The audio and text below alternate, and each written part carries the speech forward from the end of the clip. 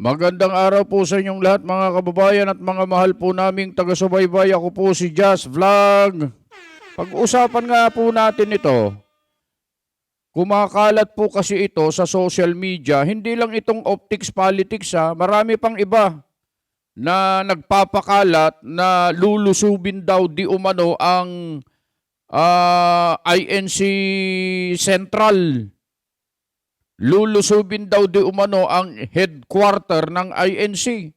Tapos nagtanong pa, please confirm, anong lulusubin? Mga kababayan, eto, pati si ex-congressman Kiko Barsaga ay nabiktima nila. Siner niya din.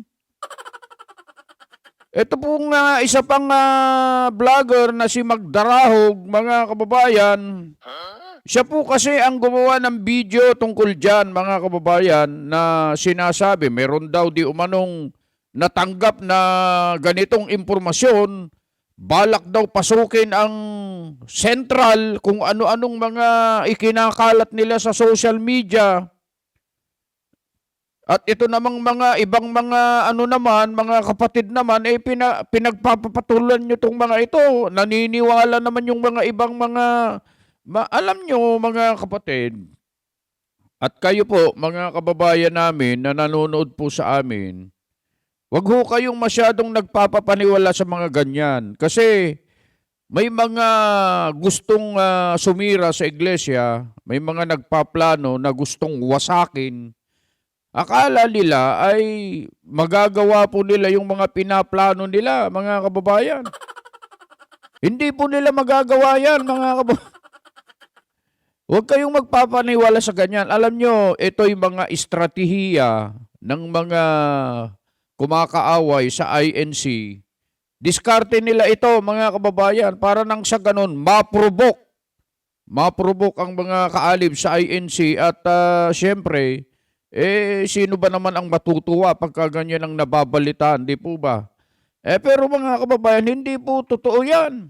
Kung ano-anong kumakalat sa social media, lulusubin daw ang Central. Baka Central Bank ang gusto nilang lusubin, kaya lang wala ng laman, mga kababayan. Inubos na ng mga buhaya, mga kababayan. Nailagay na lahat sa maleta at na-deliver na lahat, mga kababayan. Yun siguro ang gusto nilang lusubin.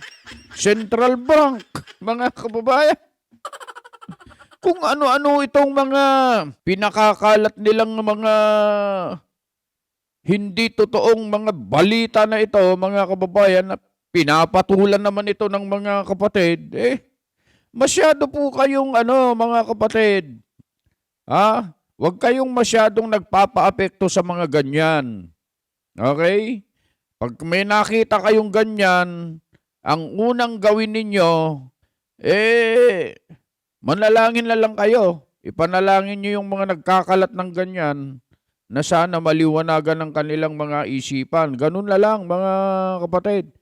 Huwag yung papatulan nyo pa.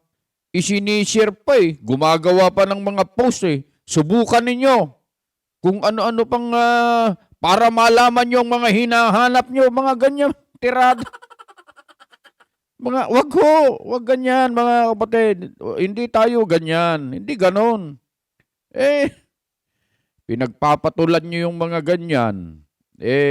Yung mga yan ay estratehiya ni Taning yan. Gumagawa siya ng patibong.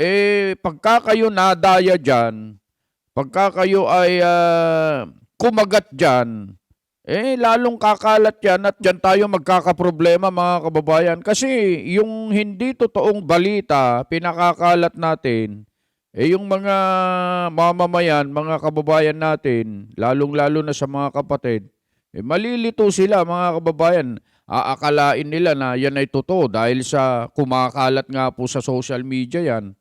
Hindi po dapat, mga kapatid. Huwag natin papatulan yung mga ganitong propaganda ng Taning. Team Taning, mga kababayan, lalo na sa mga kapatid. Sipin nyo, pati si ex-congressman Kiko Barsaga, na-share niya ito. Meron pa siyang caption na inilagay dito. Nagkakagulo ulit ang bansa. Mga ganyan pang mga tirada. Mga kababayan, hindi po totoo yan. Wala pong katotohanan yan, mga lumalabas na ganyan.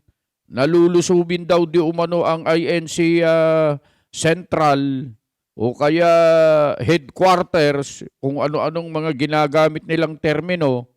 Ito namang mga kapatid, sinishare-share pa yung mga video naman na ginawa ni Magdarahog at kung ano-ano ang mga ginagawa nilang mga posts. Subukan nyo nang malaman nyo yung gali. Ano nga? Subukan. Matulog na kayo. At nang madagdagan pa yung kung tatangkad pa kayo. Hindi yung nagpapaliw. Masyado kayong madaling naniniwala sa mga ganyan, mga kapatid. Wag po. Tayo mga kapatid, alam natin kung saan ang gagaling yung mga bilin. Malalaman natin ang mga opisyal na bilin. Alam nyo kung papaano mga kapatid. Pagka mga ganyan-ganyan lang, walang sapat na dahilan o kaya ebidensya, bakit naman tayo kung sakali, bakit naman tayo lulusubin? Ano ba nagawa natin? Meron ba tayong nagawang labag sa batas? Meron ba tayong nagawa na hindi maganda para gawin nila yan? Hindi po ba mga kapatid? Kaya relax lang kayo. Huwag kayong masyado kayong hot masyado kayong mainitin relax lang kayo. Baka sa totoong mga kapatid, huwag ganon. Relax lang kayo at wag niyong pinagpapapatulan yung mga ganito. Pinapatulan niyo kasi kaya tuloy dumadami, lalong kumakalat kasi tayo mismo o kayo mismo ang nagkakalat ng maling impormasyon. Hindi naman totoo yan. Kung ano-ano pang ginagawa nyo na wag po mga kapatid. Okay na yung pinost natin na We Are One. Yan, okay yan. Ayos yan. Yung We Are One na pinupost natin, okay yan. Ayos yan. Pero yung lulusubin daw ang Central. Subukan nyo. Wag na po, mga kapatid, wag na po. Hindi tayo ganon at hindi tayo gaganunin ng kung sino man ang nag-iisip niyan o kaya kung sino man ang walang gagawa niyan, mga kapatid, maniwala po kayo, walang gagawa niyan. Ang gagawa lang niyan siguro wala sa katinuan ng isip. Ang gagawa lang siguro niyan, mga kapatid, yung masasabi natin sigurong nagtatampo na sa bigas, mga ganon. Pero yung gagawin nila na tototohanin yung balita na yan, naku po, mga kapatid, wag naman po sana. Kaya pabayaan nyo na po yan. Ginawa namin ang content na ito, mga kapatid, para hindi na po lumala. Sana mapagsabihan yung mga kapatid na wag silang mag-share ng mga ganyang mga content, mga kung ano-anong balita na yan. Tapos, sa halip na sawayin,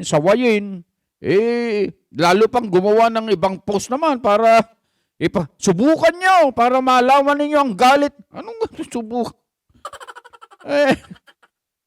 Mag-mission na lang tayo, mga kapatid, mag-mission na lang. Yun na lang gawin natin kung ano-ano yung ginagawa natin kung ano-ano yung nagpapaniwala kayo sa mga fake news mag-akay na lang tayo, mga kapatid, mag-akay na lang. Yan ang pinaka-the best. Mga kapatid, mga kababayan po namin.